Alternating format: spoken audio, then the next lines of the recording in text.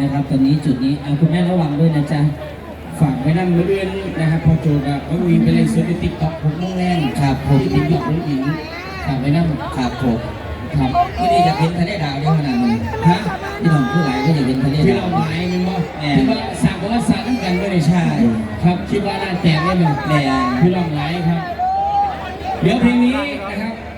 สิได้ออกซื้อแล้วกันเดี๋ยวการให้รับอีจันเพื่อจะใช้เก็บภาพเก็บคลิปเอาเพลงนี้สักวันดีกว่าแนวเพลงทะเลดาวก็มีโทรศัพท์ทุกคนครับจับโทรศัพท์ขึ้นมาแล้วก็เปิดแฟลชนะครับเดี๋ยวเรามาสร้างความสานกันที่นี่นะอีกวันนะครับจับโทรศัพท์ขึ้นมาครับพี่น้องครับแล้วก็เปิดแฟลชนะครับขอความร่วมมือนะครับเดี๋ยวเราเก็บภาพด้วยกันไอ้ก็เป็นแฟลช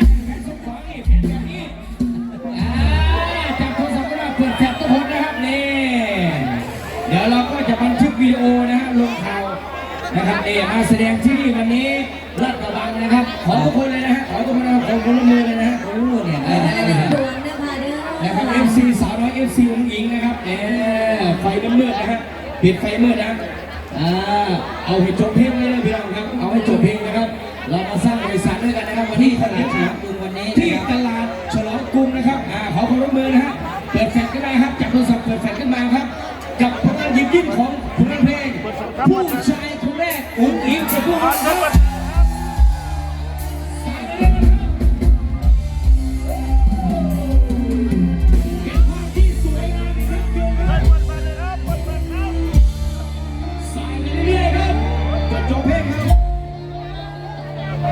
ขอทุกท่านรับรวยครับ MC สาวน้อยเพชรบ้านแพงครับ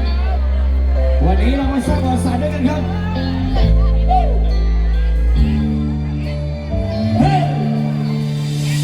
คือผู้ชายคนแรกที่ให้กำลังใจหากบ่มีอายบ่ฮู้สิเป็นจังไงอายคือผู้ชายคนแรกที่ทำให้เหงาในหัวใจ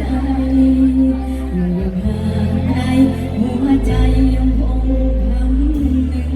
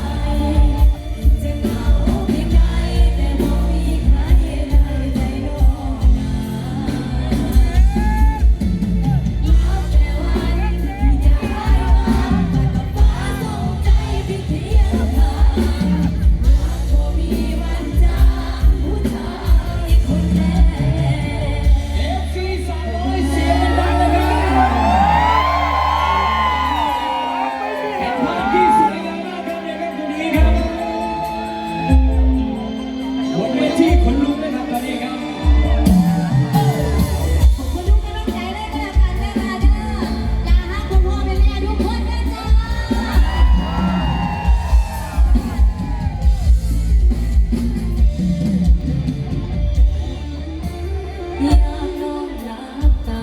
ลงภาพยังคง